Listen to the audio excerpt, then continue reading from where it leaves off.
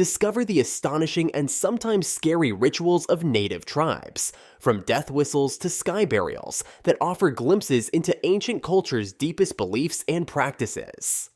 Number 7. The finger cutting of the Dani tribe.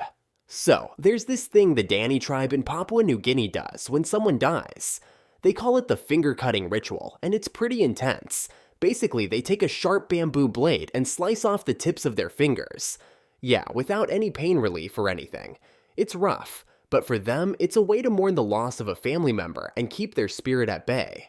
Even though it might seem strange to us, it's a big part of their culture and how they cope with grief. Number 6. The water burial or sky burial in Tibet. So in Tibet, they have this ancient tradition called water or sky burial, and it's pretty unique. Instead of burying the deceased in the ground, they place the body on a high platform or in a remote area for birds to feast on. The idea is to let the person's spirit become one with nature as their remains are scattered. It's done with a lot of respect for the deceased, seen as a final act of kindness towards the living by giving the body back to nature. The whole point is to set the spirit free from the physical body, letting it join the natural cycle of life and death. Number 5. The bull leaping of Minoan Crete. So back in ancient Minoan Crete, they had this wild tradition called bull leaping. Basically, people would leap over the backs of charging bulls in front of big crowds. It was like a coming-of-age thing for young guys. Now, scholars are still determining why they did it, but most think it had something to do with religion.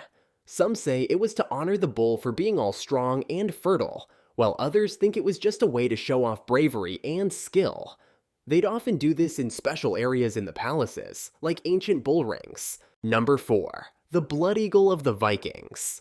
So, there's this super intense thing called the blood eagle that people say the Vikings used to do.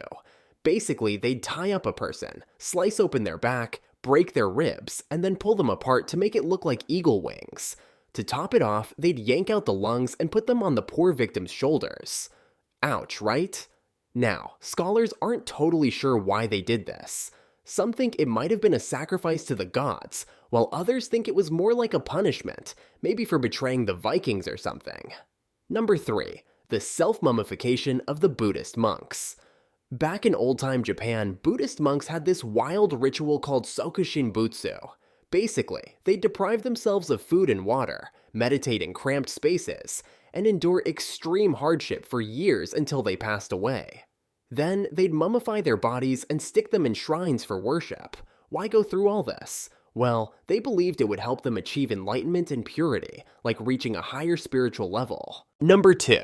The Sati of India. In ancient India, there was this super intense tradition called sati. Basically, when a guy kicked the bucket, his wife would hop onto his funeral pyre and get burned alive with him. But they thought it was like the ultimate show of love and devotion. The idea was that by doing this, the widow would score major spiritual points and get a VIP ticket to heaven. However, here's the kicker. A lot of the time, women were forced or pressured into doing it, which totally messed up the whole voluntary sacrifice idea. Eventually, the British came in and said, "Hey, this is messed up," and banned the whole thing in the 1800s. Number 1. The death whistle of the Aztecs. The Aztecs had this chilling whistle they called the death whistle, and it was no ordinary instrument. Shaped like a skull or a head without a body, it was made from clay or stone, which they had plenty of. When blown during their ceremonies for the dead, it made this eerie sound, like the cries of souls moving on. They believed this sound helped guide the departed to the afterlife, which was a big deal in their culture. So that's all for today's video. If you like this video, click the like and the bell buttons. We'll have another video for you soon. Take care until then.